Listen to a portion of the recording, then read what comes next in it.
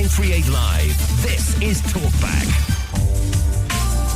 So, which places in Singapore do you consider special? Places that hold special memories for you, your family, and your friends. Well, as part of celebrations to mark the nation's 50th anniversary next year, you are being invited to share your stories about these special places. Which of these do you think define Singapore as a home? Now, the hope is that the stories shared will help trace Singapore's transformation from that backwater in the early years to a modern city today. And your submissions will be curated into a large composite SG Heart Map, which will be unveiled next November.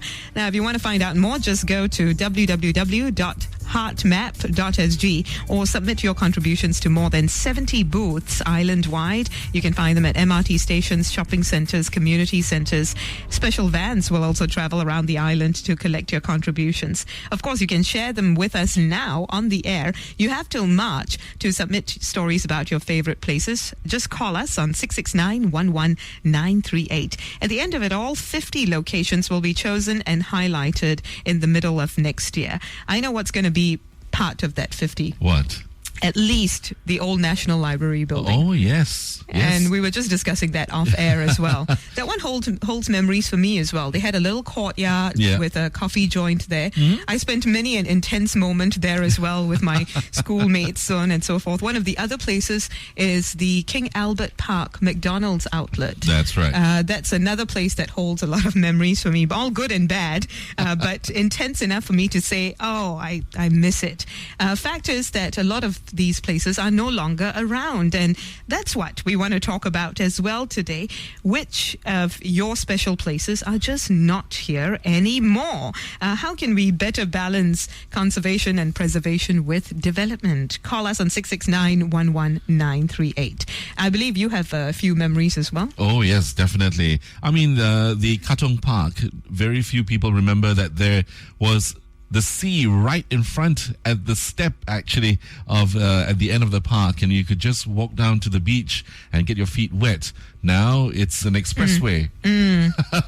Unfortunately, I don't remember this one. Could have been I was really young at the time when it was around, or not even born yet. Yeah, possibly you were not even born yet. Over 30 years ago. Wow. Yes, I actually saw the reclamation of Marine Parade.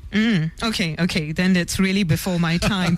Because I think by the time I was sanctioned, it was mostly already HDB areas. Yeah. And of course, you can still see the sea from where you live in Marine Parade. But that's the point. Many of these places no longer around. Tell us which places you consider special, which ones are still around, which ones are perhaps going to be gone in a few years, you think, or which ones are gone already. We're joined now by architectural and urban historian Dr. Chee Kien. Dr. Lai, Hi, which places do you consider special and why? Well, I think as a urban historian, I shouldn't have any preferences. I would like to think that every part of you are a person after all. You're a human being. Yes, I enjoy researching about Akbar the Great at the National Library. So the old National Library building. But also there are some really nice spaces in the new National Library. I also remember the reclamation mainly because I've been doing research on the sort of reclamation of the Amber Road area. Right, yes. And near to the Katong Park area. So there were swimming structures of the Chinese swimming club, and all that. So both built structures as well as sort of natural areas, like beaches and forested areas and all that. I think they are all part of heritage, so which is why I think although we all have our personal favorites, and that's related to how we use the space, if we look at every part of Singapore, we should think that there are some really interesting histories related to different places in Singapore. It would be nice if some of those structures could be preserved, though. I mean, you mentioned earlier that the new National Library has some nice spaces as well, but I guess the fear is that in a decade from now, even the new National Library will be a completely different building or relocated somewhere. All sorts of concerns on the part of citizens, I'm sure. Although we have to note that many many places have been slated for conservation, have been identified as heritage areas that should not be tampered with, maybe repurposed, but certain things need to be preserved. I think it's interesting to note that the URA has over 7,000 buildings on its conservation list, and we'll be talking about that in just a while as well. In the meantime, call us on 669-11938 and tell us how you feel about this. Which are your special places and why? Now, Dr. Lai, based on your expertise, which areas of Singapore and buildings are absolute treasures in terms of capturing the heart and soul of Singapore? You mentioned a few places, but which ones do you think we absolutely can't do without, and why? I think from at this present moment, I think the central catchment area, definitely because of its biodiversity, Right. But also as a kind of and Pulau Ubin is getting a lot of attention lately. Yeah. Yes. Lately, because it's not been there hasn't been a lot of changes for the past 30 years, except for bicycling and other sort of recreation activities. But I think if people have said they don't want it to turn into another Sentosa, but at the same time, you do need some modern facilities such as plumbing, so on and so forth, in order to make it sustainable, is what others are saying. How do you think a good balance can be struck in this case? I think Pulau Ubin will be a very interesting case study, because it was a sort of a lifestyle that all of us sort of have, at least all of us above the age of 30 plus. And so what measures are going to be on the island will really be crucial to how we can maintain it, because if we bring the sort of building regulations or whatever, so for example, most of the buildings cannot use a structural timber, and I cannot imagine many buildings on Pulau Ubin without timber. But if we are to given the case that we don't have that much timber to work with, how do we proceed with building new structures in Pulau Ubin? Right. And how do we sort of maintain? And what type of structures do we want on Pulau Ubin? That's right. So if you want to build really high-rise buildings, then we shouldn't. Well, maybe there are some lookout towers, say, for example. Right. Okay, if they serve a purpose, sure, but not shopping malls, of course. Not shopping malls, and office buildings. Not another National Library building. Yeah. Chee, could some of the wood be recycled? Yes, definitely the wood can be recycled if they are not termite infestation. Yes. We're finding out that termite infestation is one of the big problems in Ubin. Oh, okay. So I because think of the dampness of the ground. Yes, that's right. And I think there are ways. I think if we go around other parts of Southeast Asia, you can still find timber buildings around. And so definitely it also gives us an opportunity to study these structures as well. So and to learn, right? What they're doing. Do yes. you know anything at this point about what they are doing to make it work, and how we can learn from it and use it? There is a group called Friends of Ubin who is actually trying to look into this issue, and they would certainly like to see how best to develop Ubin in the next decade or so. So if you have ideas, or if there are other places you want to talk about, places that are still around as well. Let's not just fixate on the places that are not around anymore. Many people over the years have brought up structures like the National Theatre, the National Library building. Recently, there have been concerns over Ubin, as Dr. Lai mentioned, over Bukit Brown.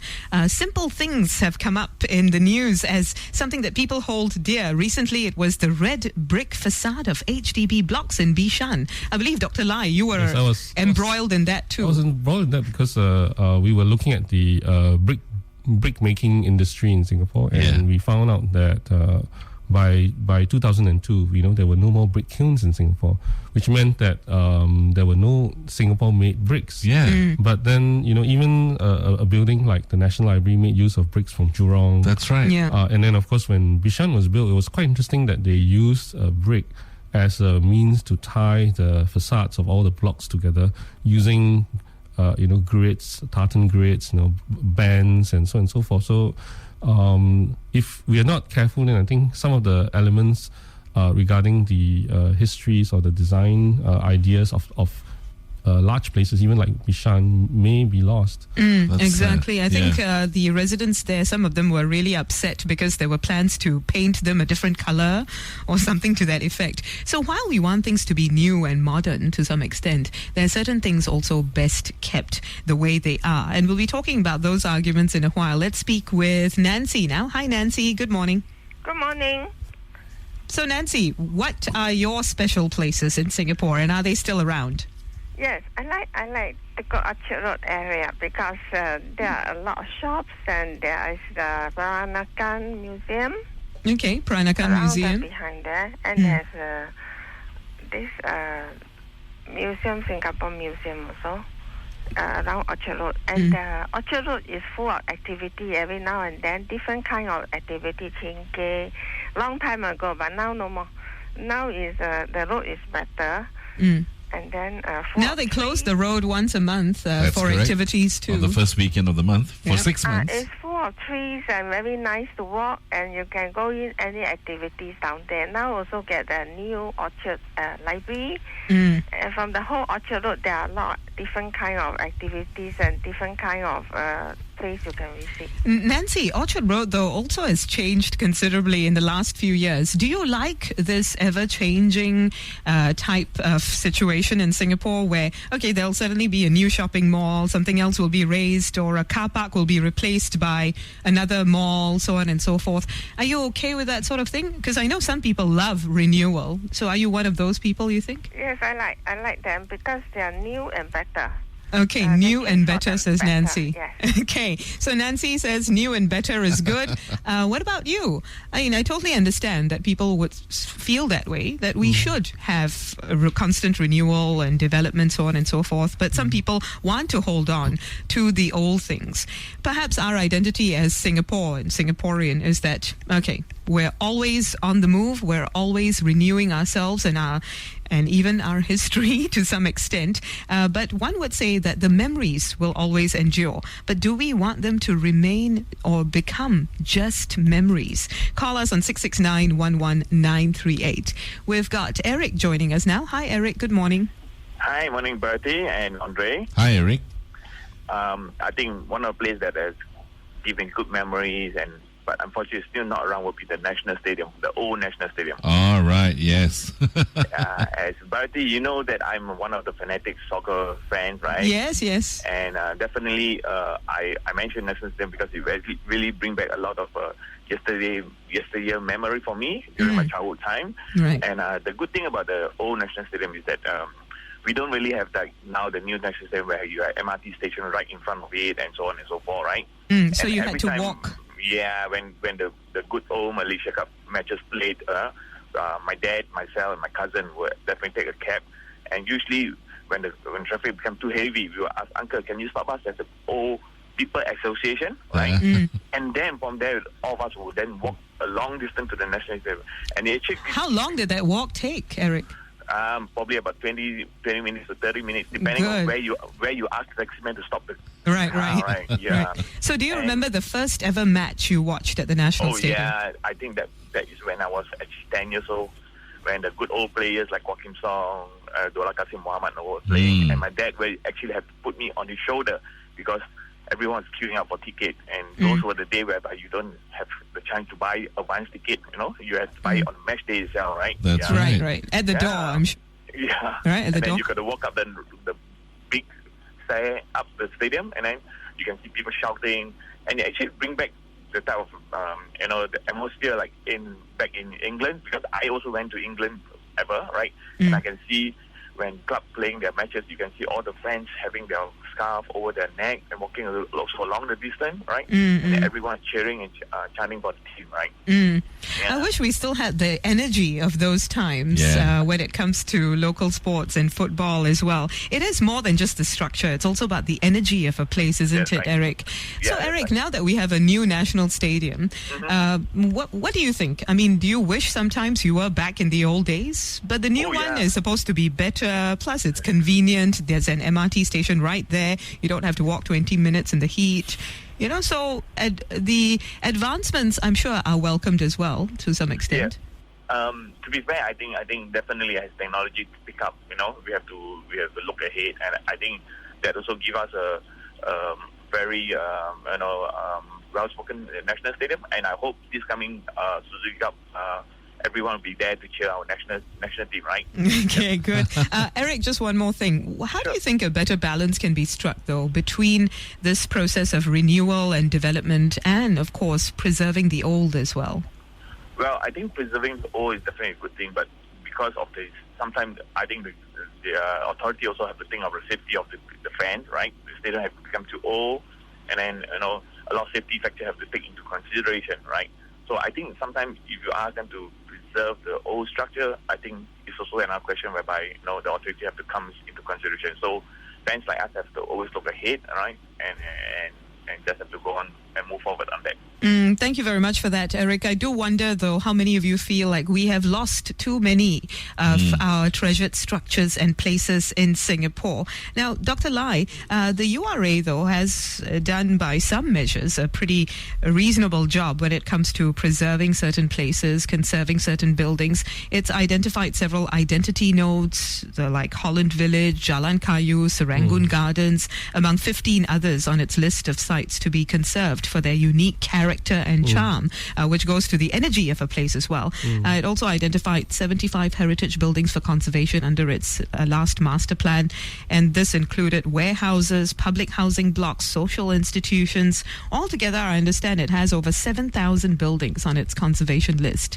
What do you think of such efforts? A good balance? I think it's good to always bear in mind that there are all, these conserve buildings, but I think the task that we have really is to add to this memory, either as social memory, as the Eric, the last caller, that kind of memory, and also to sort of document them well. If they are to be conserved, then I think they should add to they should add value to how we can appreciate heritage. But if they are not, if they're to be demolished, for example, the National Stadium, then we really you should have good documentations. That's right. Of what that structure used to be.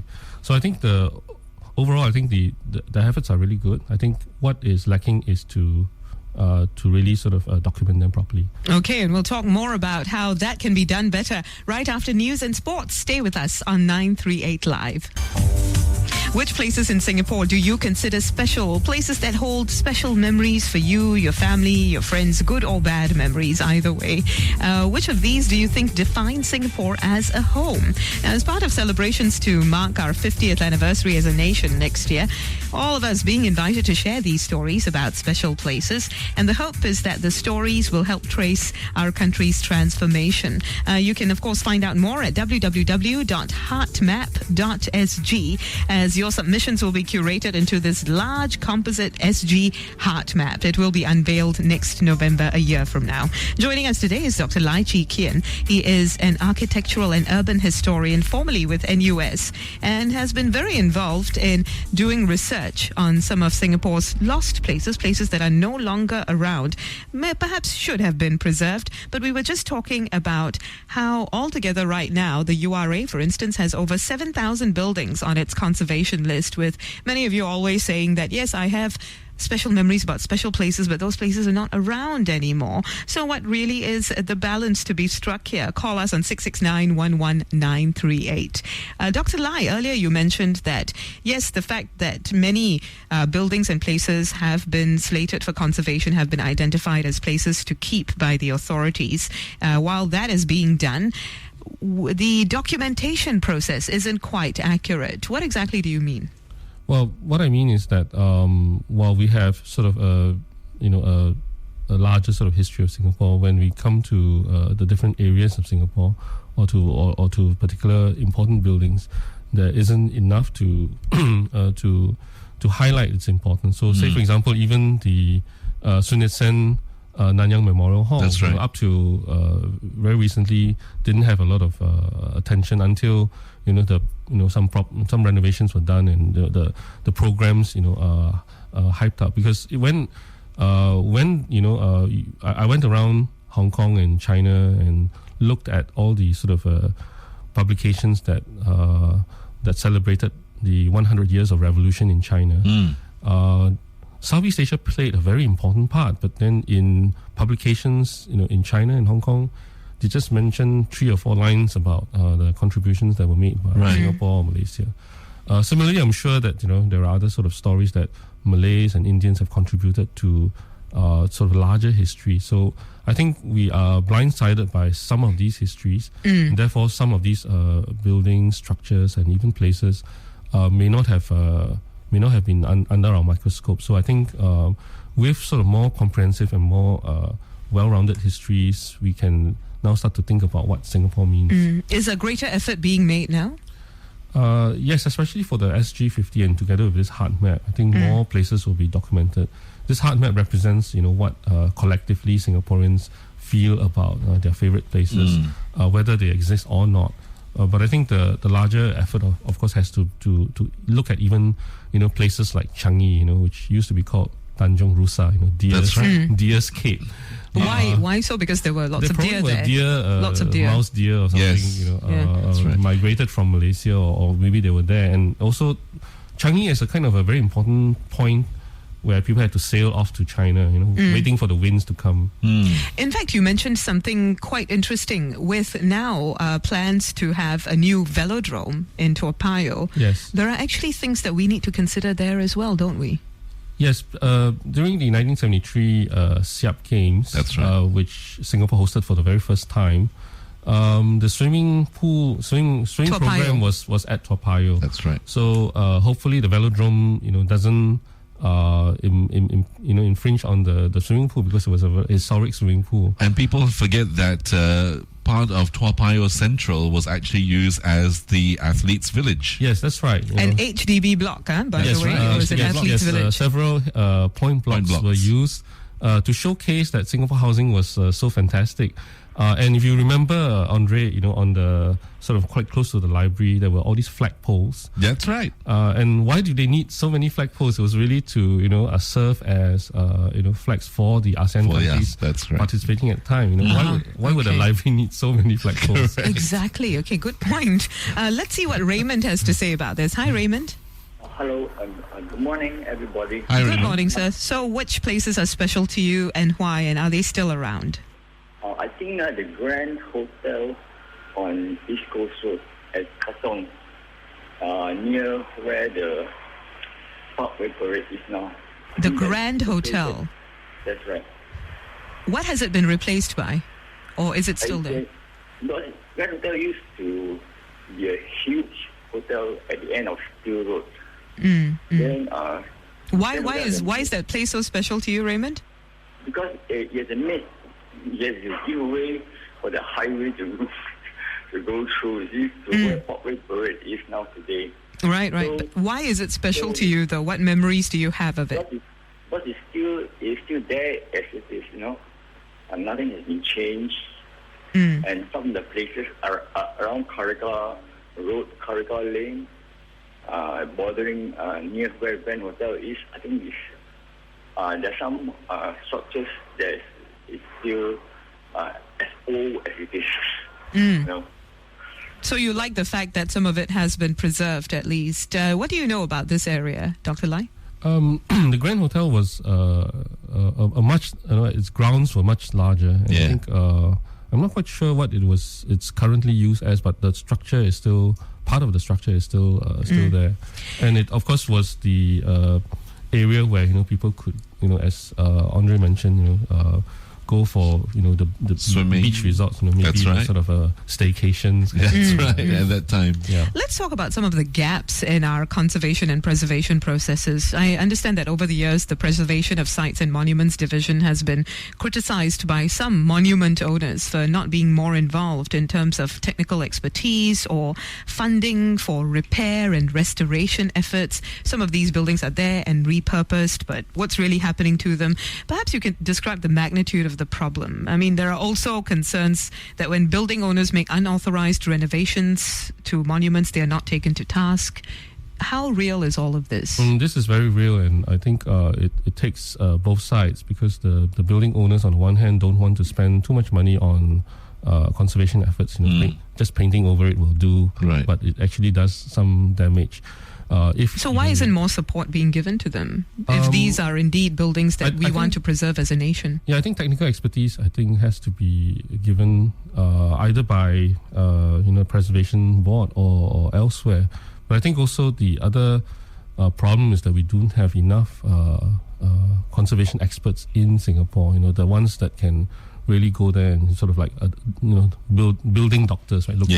Looking at how the buildings have deteriorated, and mind you, these are all sort of materials from long ago and techniques from some time ago. So special knowledge has to be. Could it be because also some of these properties are private properties, and so when it comes to actual conservation of the facade, for instance, the owner probably will have to put in some money, but will the government help? Well, even for bungalows, like say for example, the recent one that I encountered was Chanceville. Yes, Chanceville. Yes, Chanceville is now Mountbatten Road. Yes, that's right. It was a very modern bungalow, and also home to Mark Chan and Patricia Chan. Yeah. But that is now conserved. So we have a category called conserve bungalow. So if the state has made decisions about conservation, then it has to be upkept. The state should get involved, right. But So, does it at this point? It does, but I think there are efforts can be Improved. better, and also Obviously. we also need more conservation experts. So, but if it's private, then of course it's up to the owners to upkeep the house And to ask at least for the state to contribute if that is what is needed to upkeep the house, right? Yes, if any owner in Singapore of any building feel that the building should be conserved, then they should send an application to URA, and there's a conservation advisory panel that can look through these applications. Let's talk about what the general criteria are for conservation, since some people feel that, the buildings that were special to them should have been conserved but are no longer there. For instance, the National Library building. What are some of the criteria? Well, I think if what is coming up very strongly is social memory. If the social memory of the building is large enough pool of people, so say for example National Library, I think there should be some considerations. We should remember at the time when National Library came up, a lot of architects were doubtful that it was a good building, but subsequently it proved to be so. So if there's a strong social memory, I think definitely it should be kept. If it wasn't though. If it was, and it wasn't. If it's of something that's really special, something that has been sort of considered special in Singapore. So say for example a place like Jurong Garden Industrial Estate. It wasn't the typical industrial estate where it's just all industrial buildings one after the other, but interspersed with greenery. And That's right. That's very special in the world. We don't have any other example like this in the world. Some heritage groups have said that they only find out about redevelopment plans after a decision has been made. But I understand there is some consultation that does take place. But how early should the conservation conversation actually start? It should start. In fact, it should be ongoing and sort of a daily and process, because we. Sometimes the government wants to announce it only at certain times. So say because it might concern pricing of property and so on and so forth. Right. But by and large, I think it should be an ongoing process where it should be discussed all the time. Thank you very much for that, Professor. Dr. Chee Kien is an architectural and urban historian, formerly with NUS. Now, if you have more to say about this, more places to share as being special places in your memory, do talk to us on Official 938 Live. Many thanks for your phone calls today.